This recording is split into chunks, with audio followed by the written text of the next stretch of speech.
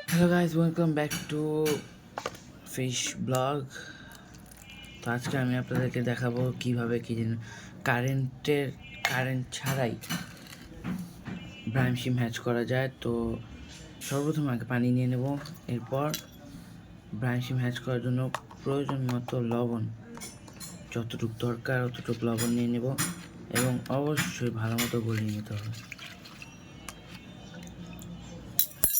তারপর আপনাদের এখানে দিয়ে দিতে হবে ব্রাইম শিম এই ক্ষেত্রে খুবই অল্প দেওয়াটাই বেস্ট, কারণ যেহেতু আমরা এটা ফিল্টার ছাড়া কিংবা আপনার কারেন্ট ছাড়া করতে চাচ্ছি, কারণ বর্তমানে কারেন্টের খুবই সমস্যা দেখা দিচ্ছে। তো এই প্রসেসে করলে ব্রাইম শিম হ্যাচ হবে, কিন্তু এক্ষেত্রে খুবই অল্প ব্রাইম শিম ইউজ করতে হবে। ব্রাইম শিম বেশি ইউজ করলে আর কাজ করবে না। ব্রাইম শিম দিয়ে এটা ভালো মতো নেড়ে নিতে হবে।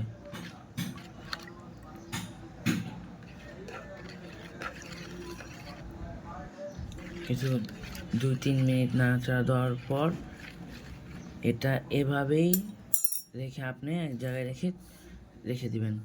তো এতে কি হবে, এতে 24 ঘন্টা পর দেখবেন ছোট ছোট ব্রাইম শিমগুলো হ্যাচ হয়ে গেছে।